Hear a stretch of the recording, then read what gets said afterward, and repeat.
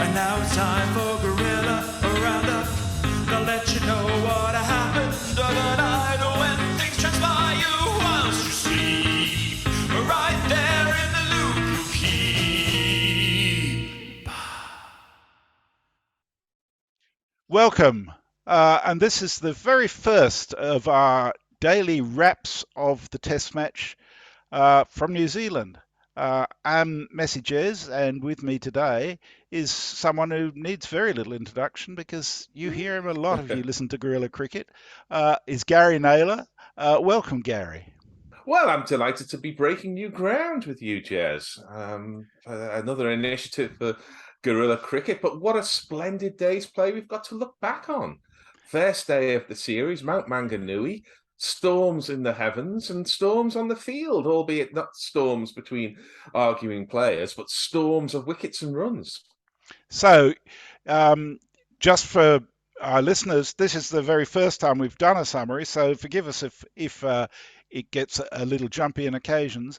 But what we're trying to do is just give a summary of the day's play and then a brief discussion about what happened and where we're looking to go forward to, and maybe some of the more memorable moments both on the field and at Guerilla Towers. So, Gary, can you give us a brief summary of what happened today? Well, first of all, my lift turned up on time. Thank you, Tony Bishop, with Hendo in the front. So that's the bit about what happened at Guerilla Towers, but I'm always grateful for that. And I think the first error of a number of errors that New Zealand made was in Tim Southey winning the toss and saying that he'll have a bowl. And that to me was something you should never really do in cricket, and you should probably never do in sport, because that was designed more for fear of England's remarkable capacity over the last 12 months in chasing targets, because I think he didn't want to have a target for England to chase. So get England in first. England will not have a target to chase down 370 or whatever they've been doing on a regular basis. So I think Tim Southey missed an opportunity there because it was very much a batting day early on. It was mid-afternoon, a day-night test, pink ball. But the heavens were clear. The cloud remarkably stayed away all day, and it was sunny. And batting conditions were good. It didn't help Zach Crawley though, because he was out for 4, and he was out 3 times essentially before he was actually out, because he was out off a no ball. He was dropped horribly in the slips, I think, wasn't it? Was it Daryl Mitchell who dropped him? Yes. I can't remember. And then he was out. But then we had the first of the 2 innings that really defined England's effort.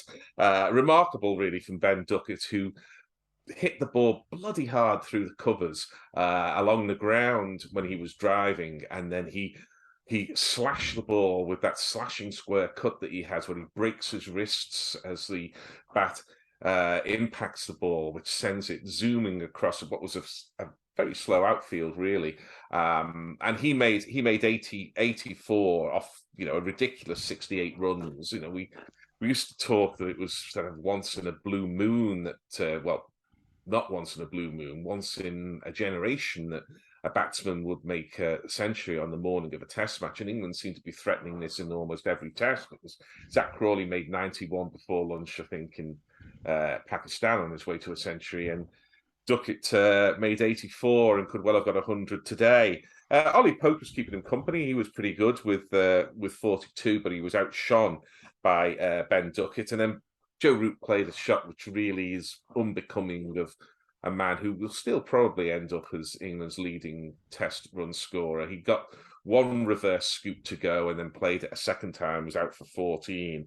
And that meant Harry Brook took over, and Harry Brook hit the ball very, very hard. He continued his extraordinary start to Test cricket, where he had that 1 test at the Oval where he got 12, and then since then he's made 100 in each of his next 3 test matches, and he was pretty irresistible, including 1 towering 6 hit back over the bowler's head. But New Zealand came out after the dinner break, or was it? I think it was the dinner break. I think the first break is the tea break. Tea break. So the second one is the dinner break, and they came out with a much better plan, which was to have Kugelheim and Wagner bowl short. Kugelheim was on debut, as was Blair Tickner, and neither of them had covered themselves with any great glory in the first two sessions of the day, but to their credit, they went with this attack, and Harry Brook was bowled off the inside edge for 89. And then England fell away quite quickly, really. They were slogging towards the end. Folks made a handy 38, but they were declared the second what was the second shortest declaration? Is that what we would call it? They declared after 58.2 overs. Only Pakistan in, I think, 1974 declared after fewer overs received, and we think that was in circumstances where the number 11 was injured, or a player was injured. So England declared on 325 for 9 because Ben Stokes wanted to do what he says he's going to do, which is find the shortest way to win the match. And at that point in the day's play, with a pink ball under lights, the way to win the match was to be bowling. So he quickly got at the New Zealanders. Jimmy Anderson bowled absolutely beautifully. He got Kane Williamson out LBW, which was not given on the field, and it should have been. He's out for 6. Henry Nicholls was out caught by Crawley, getting some redemption after his innings and also a dropped catch early on, but he pouched a nice catch to get Henry Nicholls. Tom Latham had earlier been dismissed by the accurate Robinson, and New Zealand are 37 for 3, chasing 326 for a first innings lead. And frankly, they could have been worse. They could have been 37 for 5. So New Zealand are right up against it, but Neil Wagner's shown some heart as the night watchman, and he's in the company of Devon Conway, who is just about the most consistent batsman that New Zealand have in Test cricket these days. And there's still Daryl Mitchell and Tom Blundell, who scored lorry loads of runs in England last summer, to come. There's Bracewell and Kugelheim, who can both bat. Southey is no mug, and Tickner. So England have still got some work to do. But this was England's day. I mean, this was about an 80-20, I would suggest, England's day. Thank you very much for that, Gary. We started well. 30-second summary, went for 5.5 minutes, but we covered a lot of ground in that, or you did. Yeah. And I appreciate that. A couple of things. Just to go back to the very beginning, the toss. It struck me as really weird when they tossed the coin. My sense was that neither of the captains knew what he was going to do. And Ben Stokes actually said that. He said, "I'm glad I didn't win because I didn't know what I was going to do. I was going to wait till it came down." Now, this is a game which is analysed to within an inch of its life. And yet, a crucial part of it, there's no analysis that's gone into it. It's just a gut feel. Is that a bit strange? Well, it does seem a little bit strange. I agree with you, but whenever captains say I didn't know what I was going to do, I always just read that as I was going to bat, because you've got to make a pretty positive decision to bowl, I think, on the first day of a test.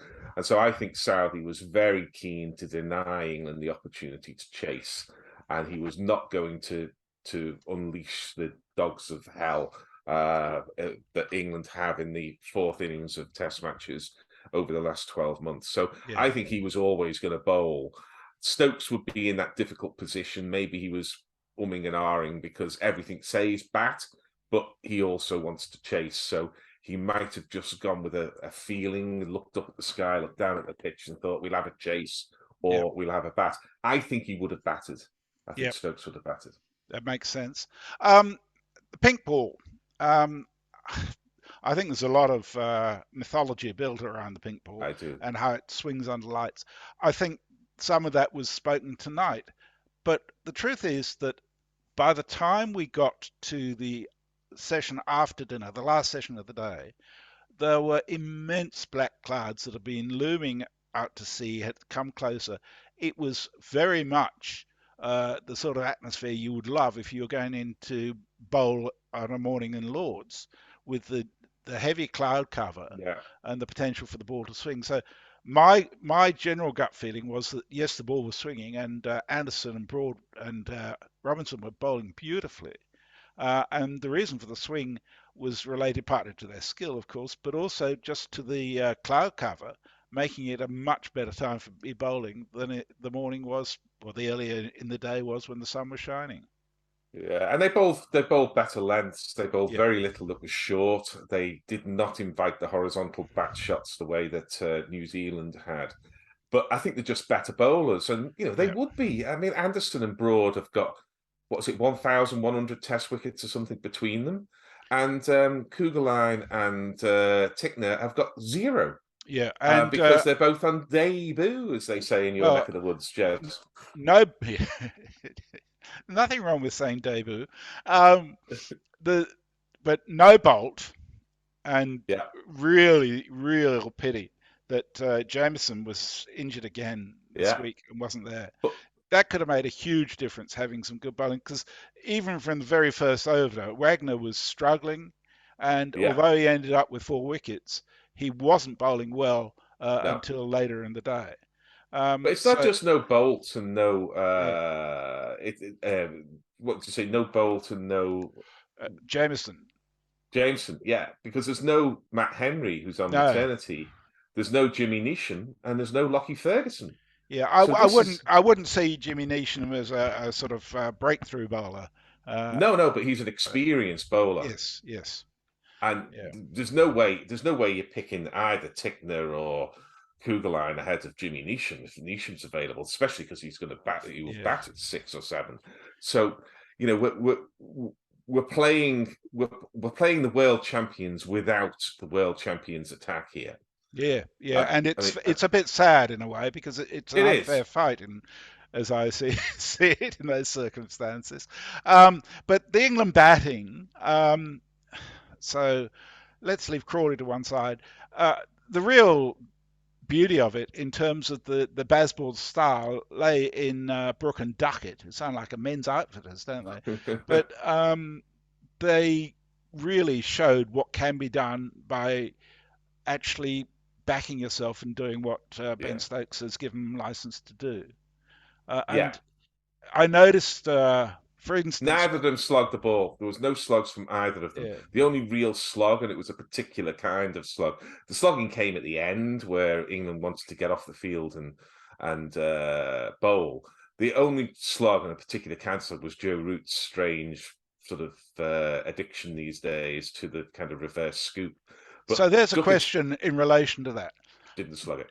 I mean, we all know that Joe Root is just a supreme test batsman. Is it possible that the immersion in the Bazball, I was going to say ideology, it's not ideology, it's the mindset that comes with Bazball, Yeah. um, is impacting his sense of having to score even if the runs aren't there in the way that he would have made them previously? Well, I think what he's got to do is analyze his game. He's an experienced player. He may be feeling a bit of mental fatigue. I think I said in the green room that it wouldn't have hurt Joe Root to have this series off and spend a bit of time at home. I think he's got a young family and so on. And I know that somebody's going to say, well, he was playing in some T20 league beforehand and stuff like Yeah, that, which is true. But I know England are without Bairstow and so on, but they could have given Dan Lawrence a go in this mm, series, and it looks a little bit tired to me. What I would do if I were McCullum or Stokes, I'd sit down with Joe Root and say, if we play your greatest hits, it's got a lot of orthodox shots, but it's also got a lot of very positive crickets in rotating the strike and being busy at the crease, in hitting boundaries off poor deliveries. And if he plays his normal game, he's going to go at a strike rate of about 80. Leave the strike rates of 120 to Brook and Duckett and the rest, and those players who can do that. If he goes at a strike rate of 80, he's playing Bazball. He is advancing England's chances of winning the Test match with every ball that he faces. If he goes at a strike rate of 40 on a wicket that's fairly flat, then he probably isn't. But he won't go at 40. Once he gets in, he'll go at 80, and that's yeah, plenty. And I think that's what he should do. He should say that this is my Bazball, and this is my way of getting England closer to the finishing line and winning the match. I think everybody would be happy. yeah. So, I mean, New Zealand were really struggling when they batted this evening because of really good bowling mostly. Yeah. I don't think they made any massive mistakes. They just got out to really good bowling. Do you see any bright They did make one spots? mistake. They Yeah, did go make ahead. one big mistake, which is they faced half an hour extra bowling because they were Oh, so slow in their over rate. yes. So Yeah. if I 11 was, overs short we were today, despite the extra half hour. There you yeah, go. if I was Henry Nicholls, I'd be turning around looking at Southey and the bowlers and saying I shouldn't have been out there getting that dismissal because I'm there because you didn't get on with it. There Yep. was a long break for a helmet and there's some Yeah. usual shenanigans with the sight screen, but the reason why they were 11 overs short is because they did not get through the overs. Yep. Yep. So any bright spots for New Zealand you saw there today? Well, the bright spot for New Zealand is that their heaviest run scorers when last they played England, Daryl Mitchell and Tom Blundell, have not been at the crease yet. So England have they've still got some work to do, but New Zealand need a lead of 100 here to be in the game, I think, because they'll be batting fourth on this pitch. And I think England will have a better idea of what to do with Kugelheim and Tickner in particular. Now they've seen them, and I don't think they're going to get out to the horizontal back shots quite as much as they did. Root, I hope, doesn't get out to the same shot. So I think England will get a decent score in the third innings. Yeah. And then you've got scoreboard pressure. You've got a pitch that's wearing. You've got a whole kind of last day stuff to worry about. I mean, I think England are big favourites from here. Yeah. But Mitchell and Blundell were putting on double century stands at least twice, I think, last summer, maybe more. So it's a funny old game, Saints. It's a Indeed it is. funny old game. So you know, yeah. I won't say what people say. There's a terrible tendency these days to say something like we'll never find out or we'll never know. But we will know because we'll know when the day's play starts and the next day's play starts. So things will play out, but England have the upper hand and they have the attitude and they have the skills and most of all they have the captaincy and coach to back them.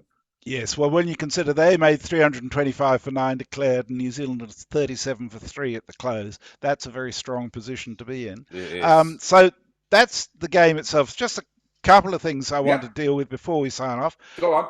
The Guerilla commentator of the day, I have to give that award to Richard because he raised the prospect of a batter hitting it in a way that looked like he was trying to kill a ferret or a weasel, I think he might have said.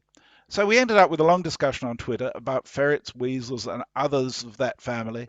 Yes. And I thought that was such a guerrilla place to be in at that time. It was worthy of being raised to ermine, I think one would say, which I think is what you say when you made a king's council. I think you get raised to ermine. And I think the ermine is a cousin of the weasel, but I'm not sure. And the most abused, I'm not happy with that. And the most abused player of the day was undoubtedly Crawley. Who copped from the bear, really, wasn't copped the Bears' absolute wrath. Well, also from a lot of our followers on Twitter, who suggested that he either had to be sleeping someone high up in the ECB, or that he had photos that compromised someone to not be dropped. But he did drop a sitter in the slips and made up for it about 2 overs later by catching a decent catch. But Crawley, for mine, is not likely to stay with this team for very long if they've got sense. Well, we'll see. His ceiling, as I said in the green room when he was out, his ceiling, I think, is higher than any other England batsman. Because he can stand on his toes. He's 6'4", and we've seen him do this. He can drive length balls delivered at 90 miles an hour through extra cover, and very, very few players in world cricket can do that. And if you can do that, for an hour, then you are going to be in a very strong position. After an hour's play, you're going to be 70, 80 for 1 or 80 without loss. And you're going to have Cummins and you're going to have Hazelwood and you have Mitchell Starc scratching their heads saying, who the hell is this bloke doing that? Because very, very few players in the history of the game have been able to drive length balls at 90 miles an hour through extra cover. And Crawley can do that. So he can win matches, but whether he wins enough of them, remains to be seen. He's still a Indeed. relatively young player, but he's Indeed. got something. He's got something. Well, thank you so much, Gary. I'm pleased to say we've managed to fill over 18 minutes of our 15-minute allocation. Oh, come on! You knew if you're going to start with me, yeah. I'm afraid I knew. that's bad. But there'll be others who may be at 12 minutes. So maybe between the different gorillas, we'll end see up how at we 15. go. I just want to thank you very much, and also Well, I want to thank you, Jez. It's great to be the guinea pig amongst the weasels, the ermines, and the stoats, or whatever we were talking about earlier. And thank our patrons who Yes. pay to keep us going. And if you'd like to support us at all, please go to patreon.com/Guerilla Cricket. And from as little as $2 a month, you can become a paid supporter with a whole lot of benefits that are attached to that. We'll put that in the comments under this video on YouTube, and feel free to add your comments below or to tweet us about it. And please spread the word that this is there to be watched if you enjoyed it. Yeah. And click like as well. Thank you very much. I've got And now it's time for Guerilla